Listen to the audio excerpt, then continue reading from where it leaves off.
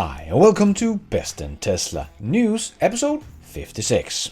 So, Model 3 wins in safety yet again, and it also becomes the best-selling car by revenue in Switzerland in 2020. And Ford is changing their tunes on battery production. And the Model S is starting to pile up at the Fremont parking lot.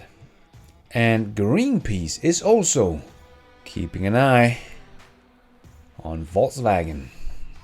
All this and much more to come in today's episode. Let's dive right in.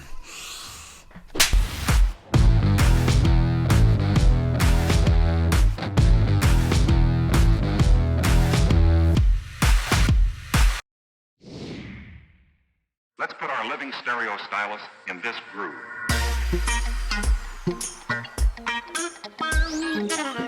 The Tesla stock continues to be on sale. And ARK Invest did grab the opportunity and bought 240,000 Tesla stocks worth $171 million.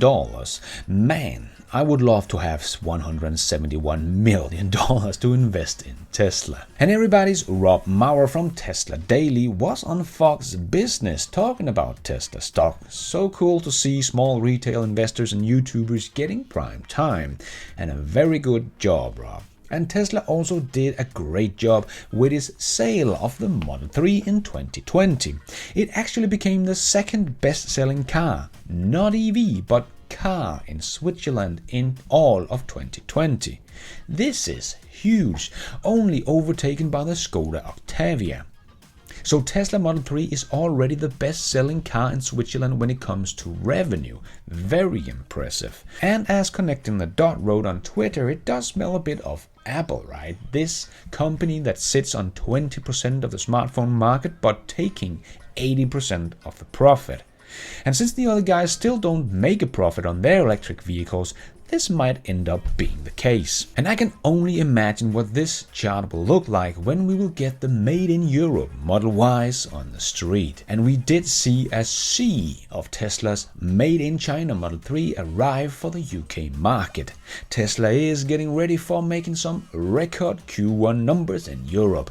And if you're living down under and are waiting impatiently for your Tesla Model 3, you might just be in luck, because a ship has just arrived in Australia from the Gigafactory Shanghai with 800 made in China Model 3s. Yes, it's not just in Europe. Tesla is getting ready to gear up for the best ever Q1. And if you were in doubt how much China is pushing for EVs, take a look at this plan from 2021 to 2025 the Shanghai government has just released. And it will start in 2023. Hybrids and range extenders will no longer qualify for an NEV plate, a new energy vehicle. And public and ride-hailing must be NEVs. A new government vehicle will be BEVs or FCEVs, fuel cell electric vehicles. And city driving permits only issued to BEVs and FCEVs for cargo vehicles. All this within the next 5 years. So if Ford or GM or any other still thinks they will be selling ICE vehicles after 2030 in China, I think they're sadly mistaken. And Tesla wins contract for Victorian Big battery, 450 megawatt hours in size. And Tesla continues to be successful in Australia, playing a part in many renewable energy projects across a number of states after famously entering Australia with the Big battery in Hornsdale Power Plant. As part of Victoria's ambition to reach 50% renewable energy by 2030, the state is investing in cleaning up its grid. The latest announcement from Neon Australia, that is also the company that built the Hornsdale Power Plant, confirmed Tesla has the successful candidate to supply the Big battery. The project will leverage Tesla's Megapacks along with their Autobidder software to sell power into the grid. Autobidder is one of Tesla's most underappreciated projects from the company. Autobidder allows companies like Neon to autonomously monetize battery assets. Autobidder is a real-time trading and controlling platform that enables to store energy into Tesla's Megapacks to be sold into the market. This happens at a fraction of the speed and cost of traditional gas peaker plants that were put in place to improve response time of the even slower coal-firing power plants. Tesla even refers to the success of the Hornsdale power plant that is running with Autobeta software on their Autobeta page. Yes, and this is just one new project. I think Tesla's energy business will really take off this year and just continue to grow in the years to come. And Ford is changing their tunes on the production of electric vehicles' batteries. With CEO Jim Farley, recent noticed the large-scale battery production must be brought to the United States. This CEO statement seems to stand quite opposite what of his predecessor, who remarked that the dedicated battery plants like Tesla, Giga, and Nevada provide no advantage in the EV sector.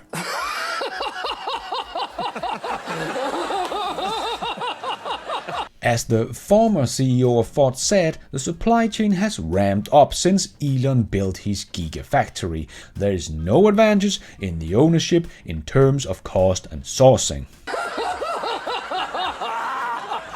But now the tune has changed over at Ford, especially after the chip shortage they have just experienced.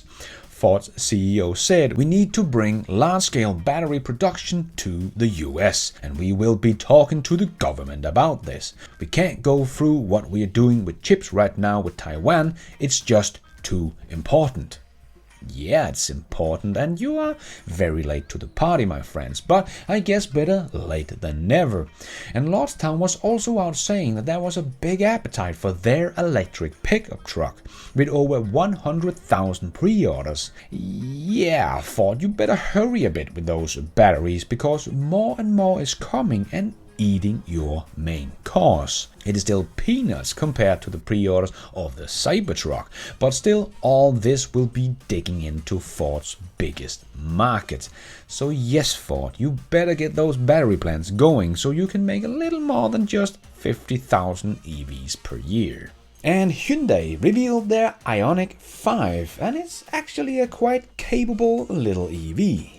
I did make a whole video about this, so if you want to learn more you can check that out, but in short they are making a great little SUV that has 300 miles of range, 0 to 100 kilometers in 5.2 seconds, top speed of 185 kilometers, so all very good. But where it stands out is the charging speed, 350 kilowatt.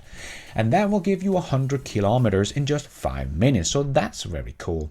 But even though it has 100 kilowatt faster charging than the Model 3 or Model Y, Tesla will still get 120 kilometers in just 5 minutes, because Tesla's cars are more efficient. So for every kilowatt hour you charge your Tesla with, it will get more kilometers than the IONIQ 5. And that is why, even with 100 kilowatt faster charging, the Model 3 or Y will still get more kilometers per minute you charge your car.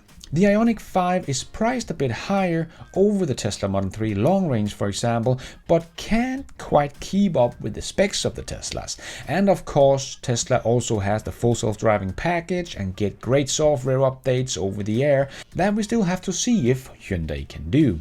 So Tesla Model 3 or Y would still be the obvious choice, but I still think Hyundai made a really nice electric car here. They didn't try to cheapen it to make it cheaper, so big respect for that. This is the best Hyundai can do, and therefore the price is a little bit higher, but you will also get a very nice electric car that outperforms something like the ID.3 on every single matrix. And even though the ID.3 is cheaper, I still think that that is also too expensive for what you get. With the Hyundai, you are actually getting something you can't get with anyone else right now, like an electric socket. So a very nice contribution to the EV revolution. So hopefully the IONIQ 5 will not get recalled like most of the other Hyundai EVs just got, because of fire hazard with their batteries. Hyundai Motors will conduct probably the largest all-electric vehicle battery recall ever, replacing batteries in some 82,000 vehicles due to fire risks. It's only for the EVs made in South Korea, not for the ones made in Europe. It is not clear at this point who is responsible for the problem and what exactly caused the fires. All the vehicles are equipped with the lithium-ion cells supplied by LG Chems, but the company points out on the arrows in the BMS designed by Hyundai. So we have to wait and see if it's Hyundai's own fault or if it's the batteries from LG Chem. But anyway, this recall to replace all those batteries will cost about $900 million. Ouch. And as I just made a whole video about the race to produce terawatt hours of batteries, where recycling will be a big business in itself in the near future. And former Tesla executive J.B. Straubel's battery recycling venture Redwood Materials has reached a recycling deal with Envision AESC, the battery manufacturer for the Nissan Leaf. This is a great deal for Redwood and yet another step toward the mining of the future. And we need this technology to get the whole world's fleet to go electric as fast as possible. And Fisker, their EV startup that should come out with a solid-state battery EV, is also changing their tunes. So, as I have said in many videos, I don't think the solid-state battery will be any threat to Tesla's technology this decade, because we are still many years out from anything can truly be mass-produced. And it seems like Fisker is now agreeing with me on this one, even though they have been working on solid-state batteries for many years. Henrik Fisker said about it. So we spent a lot of time, several years, doing research on solid-state batteries. And it's kind of a technology where you feel like you're 90% there, you're almost there, until you realize the last 10% is much more difficult than the first 90%. But we eventually came to the conclusion that solid-state batteries are still very far out. They are not around the corner. He personally thinks they are at least 7 years out, if not more, in terms of any sort of high volume format, because you need to, once you have the breakthrough in the technology, you need probably 3 years to set up high volume manufacturing, and then you need another 3 years to do durability testing. So even if someone invented it today, it would be at least probably 6 years out. Yep, I totally agree with this one. Don't believe we will see any high volume production of solid-state batteries in this decade that will make any kind of dent in the car market. And as I reported on in last week's news show, there was something fishy going on with the ID.3 sales numbers.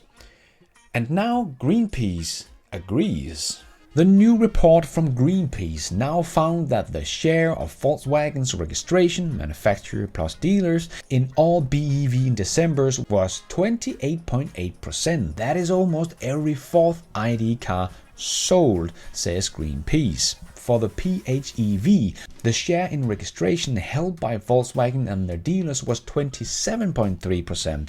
Greenpeace compared those to the 15.5% for the gasoline cars, diesel, mild hybrids and other internal combustion engines. The organization also said that the internal registration are almost double what it is for other car makers with plug-ins in their portfolio. So it does make it stand out a bit, right? Even though Volkswagen countered Greenpeace renewed criticism calmly. It is in the nature of things when you launch an electric offensive and bring out many new models, you first equip the dealers. True, but still when they do this by a much larger margin than any other car manufacturer that is also bringing EVs to market, it does smell a bit funny, especially when these extra sales help Volkswagen dodge 140 million euros in EU emission fine by registering enough plug-in cars through themselves to lower their fleet emission by half a gram. But still, Volkswagen did miss their target. So maybe Volkswagen is right, but you can make sure Greenpeace will keep an eye on Volkswagen going forward. And if you haven't seen my video about big automakers' big problem with the dealerships, you should definitely check it out. I'll have a link in the description below. And Spacex might be making a little portable satellite dish. John Kraus, the young photographer that is taking all these awesome pictures of the Starship, SpaceX launch and much more. Go check out his work. He does an amazing job. But he also tweeted asking Elon if there are any plans for a Starlink mini design solely around ultimate portability. A sub 1 foot dish diameter, self-contained router, rechargeable batteries, maybe a compromise on lesser speed in exchange, game changer for traveler, photographers and anyone frequently mobile. And Elon did reply, sounds like a good idea. And you know what that means, coming to a store near you at some point. But yeah, a very good idea, portable internet, game changing. And another beta tester of the Starlink internet shared a video about him installing Starlink in his cabin. At 10,725 feet of altitude, in the middle of nowhere, and it's running smoothly. And may I just add, what an amazing place you are building a cabin. Just look at that view. And SpaceX has just made it possible for this guy to have high-speed internet access in his very remote cabin. SpaceX is truly changing the world. And let's squeeze the last short news topics into this news show. Yes, it's time for the Tesla Shorts. The Tesla Model 3 wins again. Tesla Model 3 has received the 2021 IIHS Top Safety Pick Plus award for the third times in a row, showing top marks in the category and proving it to be one of the safest cars in the world. And we also got this leaked video on Twitter showing the inside of the Model S refreshed at the factory getting built. And we have already seen both the refreshed Model S and X at the Fremont factory parking lot ahead of customers' deliveries. Yeah, it's starting any day now. And the kilowatts did also show us these pictures of a very dirty Model Y that seemed to be fitted with some kind of lift kit and special wheels. Maybe Tesla removed the standard range Model Ys to make room for a real off-road version. That would be cool. And Kim Picat, who is a full self-driving beta tester, just shared that her Tesla just drove her 85 miles from central parking garage at Boston Lodge through the spaghetti leaving the airport to nightmare rush hour, tunnels, intersections, bridges, and to her house without a single intervention. Yeah, autonomy is just around the corner. And specs about Rivian's adventure charging network has leaked, and it shows it should be able to deliver about 300 kilowatts of charging. Now that is a pleasant surprise, maybe also indicating that Rivian is working on making their pickup charging faster in the future than we first expected. Very cool. And we did get some example of Tesla's solar roof cleaning itself from snow, and Jason Lassen shared here on YouTube a video about his Tesla roof where you can see that his Tesla roof is actually the only one in the whole neighborhood that is clear of snow. Very cool, and that roof is now making power. Awesome. And SpaceX did a static test fire, and now we are just waiting to see if it went as planned, and if so, we could see the SN10 take off any day now. And of course, Elon got a pet at the Boca Chica site, and it is of course a robot dog. And we did also see Prince Charles visit hospital in a Tesla Model S. And another little Prince of Pop, Justin Bieber, is also driving the Tesla Model X. Yes, we do know the rich and famous do prefer to drive Teslas, just like Will Ferrell. And before we end off with a bit of fun, I just want to make a quick shout out to my newest patrons and members of this channel. My newest patron is Paula Bailey. And I thank you for watching, members. John Cooley, David Fenwick, Niklas Thalberg, Mark Standavan, John Schauer, and my best in Tesla superhero, Thomas Alarup. Thank you all for your support. I am doing all this by myself, but you are all the producers of this show. Thank you so much for your support. And let's end off with a bit of fun. And today I'm gonna end off with a joke. Ready? BMW's CEO said, "It's not going to be easy for Tesla to maintain the pace we have seen so far, because the rest of the industry is moving forward quickly." And that is all we have time for in this news show. Hope you enjoyed it. If you did, don't forget to hit that like button. It really helps this video out a lot. And if you did like it, maybe you want to consider hitting that subscribe button and notification bell so you don't miss out on future videos just like this one. If you're already a subscriber, thank you so much for your support. If you want to support the channel even more, remember you can, for as little as $1, become a patron of the show and get your shout out here on this channel. You can also become a member of Best in Tesla YouTube channel and get shout outs and some extra perks. Hit the members button to find out more. But going forward, I will make more videos available for Patreons and members only, so don't miss out. And don't forget to follow me on Twitter. I tweet all the news and more in there as it comes out. And check out the merch store to support this show and get some merchandise. And now it's also possible to support this show without buying anything, becoming a member or a Patreon. There is a link to a donation option in the show notes. And thank you for watching. And until next time, take care out there and be nice.